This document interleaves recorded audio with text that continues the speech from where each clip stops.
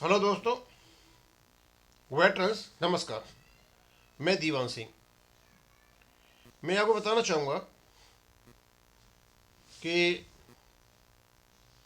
हम लगभग देख रहे हैं, डेली देख रहे हैं कि कई प्रकार के कैलकुलेशंस पेंशन अपडेशन के बारे में यूट्यूब पर डाले जा रहे हैं, व्हाट्सएप पर डाले जा रहे हैं। अब कहाँ से ये इन कैलकुलेशंस को लाते हैं और कहाँ से डालते हैं, इसका सोर्स है तो पता है नहीं। पर इतना ज़रूर है कि जब अभी कभी निर्णय आया ही नहीं माननीय सुप्रीम कोर्ट का, तो ये कैलकुलेशन कहाँ से बना लिए। अब किसके आधार पर ये कैलकुलेशन बने हुए हैं, किसके पर नहीं बने हुए हैं, कोई पता नहीं है। अब इसी प्रकार के कैलकुलेशंस 12वें बेस सेटलमेंट जो 2024 में आया था उस समय हुए थे। उस समय आशा थी कि बैंक पेंशन अपडेशन हो जाएगा और नेशनल पैटर्न का डीए भी हो जाएगा। तो उस समय कुछ कैलकुलेशन निकल करके आ गए थे। अब क्योंकि लोग काफ़ी इंटेलिजेंट हैं, आजकल डिजिटल ज़माना है, निकल आते हैं। लेकिन उन्हीं कैलकुलेशंस को बार बार घुमाया जा रहा है। अब उन्हीं कैलकुलेशन से उस समय हमने भी अपनी पे कैलकुलेट कर ली थी, हुआ कुछ नहीं, एक्स रेशिया दे करके छोड़ दिया गया। और अब भी ये कैलकुलेशन लगातार जारी हैं। और एक चैनल तो ऐसा है कि एक ही कैलकुलेशन को महीने में 7 बार डालता है। तो मैं तो आपसे यही कहूँगा, अभी ऑनरेबल सुप्रीम कोर्ट के जजमेंट को आने दें, उसके बाद पता चलेगा कि असलियत क्या है। अभी तो कुछ हुआ ही नहीं है। हाँ, इतना जरूर है कि बैंक पेंशन अपडेशन का मुद्दा काफ़ी गरमाया हुआ है और सोशल मीडिया में बहुचर्चित है। इसकी पॉपुलैरिटी के पीछे आप लोग, हम लोग ही नहीं है, बैंक पेंशनर ही नहीं है, दूसरे लोग भी हैं जो बैंक पेंशनर्स नहीं है। और ये सबसे बड़ा एक पॉजिटिव संकेत है आपके लिए कि पब्लिक के लोग इसमें इन्वॉल्व हो रहे हैं और आपकी बातें पब्लिक तक जा रही हैं और पॉपुलर हो रही हैं। इसी क्षेत्र में मैंने देखा, एक चैनल है ब्लॉगेरियन, आप भी शायद उसको देखते होंगे। उसमें 3 लोग हैं, एक तो है अनिल अग्रवाल और 2 लेडीज हैं, प्रिया चक्रवर्ती और निशा भट्टाचार्य। वो पेंशन अपडेशन पर ही केवल और केवल वीडियो बनाते हैं और पेंशन अपडेशन से संबंधित जितने भी कोर्टों में कोई केस चले हुए हैं और उनके क्या निर्णय हुए और उनके क्या निष्कर्ष निकलते हैं, उनके क्या लीगल इंटरप्रिटेशन है, उनको आपके समक्ष रखते हैं।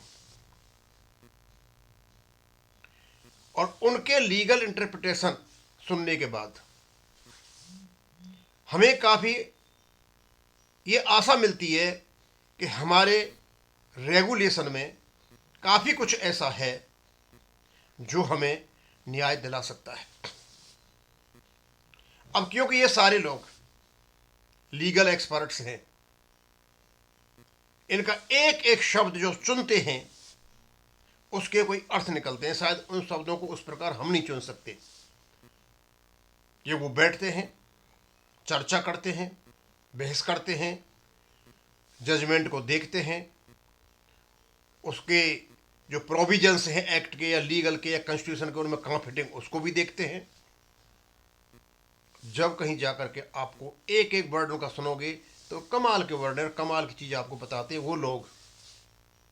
रातों दिन सारे जितने भी जजमेंट है आपको बता रहे हैं। और बताने के बावजूद अभी मैंने देखा कि उन्होंने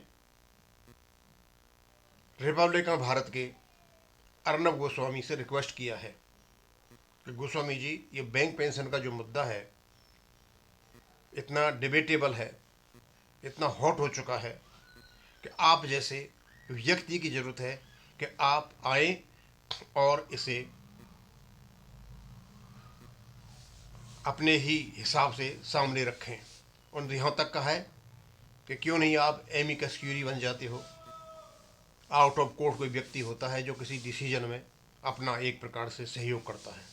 अब सब जानते हैं कि अर्नब गोस्वामी जी अपने आप में एक क्या कीमत रखते हैं। हमारे साथ सबसे बड़ी प्रॉब्लम यह है कि बैंक पेंशन का जो मुद्दा है, कोई भी मेन मीडिया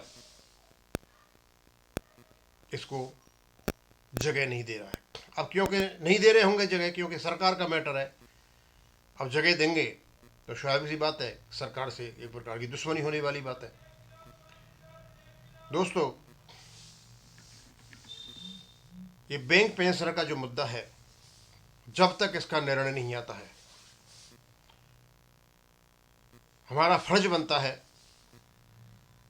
कि हर प्लेटफॉर्म पर, जहां भी आपके साथ प्लेटफॉर्म है, इसको उठाते रहें, क्योंकि ये ठंडा नहीं होना चाहिए।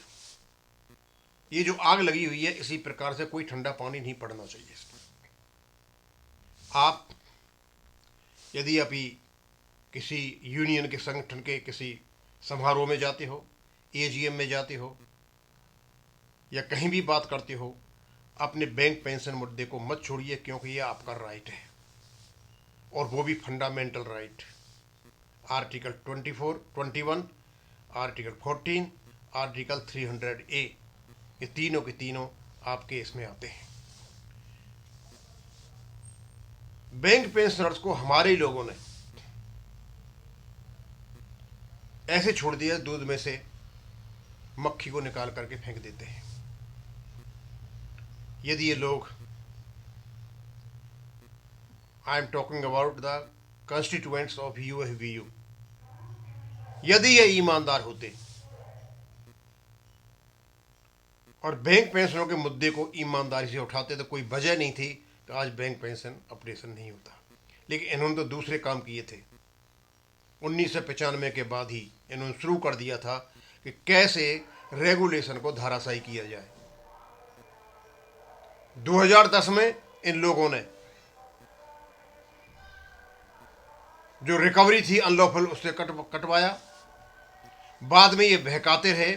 2015 में नो कॉन्ट्रेक्चुअल लायबिलिटी का क्लॉज डाल दिया, और उसके बाद 12वें समझौते यह कहा गया हम दस्तखत तब करेंगे जब बैंक पेंशन अपडेशन हो जाएगा, पूरा आश्वासन दिलाने के बाद, और फिर धोखा दे दिया। और इनका क्या विश्वास करोगे इन लोगों का? जिस संगठन का जनरल सेक्रेटरी अनलॉफुल काम करता हो, इलीगल काम करता हो, उससे क्या आशा रख सकते हो? आपके ही पैसे को, जो यूनियन का पैसा है, 5 लाख रुपए ये फिलिस्तीन को कॉज के नाम पर दे देता हो, जो ऑथराइज नहीं है, और इसकी सारी की सारी रिपोर्ट सरकार के पास गई हुई है, अभी तक उसका रिप्लाई नहीं आया। पाटनी साहब, पाटनी जिन दिया हुआ है। तो मुझे तो नहीं लगता कि अंदरूनी ये लोग जड़ तो काट रहे होंगे। एनीवे, मामला काफ़ी सोशल मीडिया में इतना आ गया है कि इससे तो सुप्रीम कोर्ट के जज हैं, उनके कान तक भी ये बात पहुंच रही होगी, सरकार के पास भी ये बात पहुंच रही है, पार्लियामेंट में भी ये बात पहुंच रही है, सभी बैंकों में ये बात पहुंच रही है, IVA कानों पहुंच रही है, और ये UFBU के नेताओं कानों पहुंच रही है। उनको तो ये बहुत ही कर्कश लगती होगी। जब तक ये हो नहीं जाता है, हम रोजाना एक वीडियो इस पर बनाते रहेंगे, और मैं तो आपसे यही रिक्वेस्ट करूंगा कि डिटेल्स आने दीजिए। कैलकुलेशन पर तभी विश्वास करना, अभी कैलकुलेशन का कोई अर्थ नहीं निकलता। और यदि ये कैलकुलेशन सही हो भी जाते हैं, बाद में हो सकता है सही हो जाए, ये भी हो सकता है इसी प्रकार का आ जाए। हो सकता है कैलकुलेशन जितने भी किए हैं वो बिल्कुल सही हों, हम तो चाहते हैं भगवान से सही हो जाए, लेकिन फिर भी जब फैसला आए और ये कैलकुलेशन से मैच नहीं खाए और हम दुखी हों, तो उसकी तो कोई ज़रूरत है नहीं। मैं यहीं ख़त्म करूँगा। थैंक यू, धन्यवाद।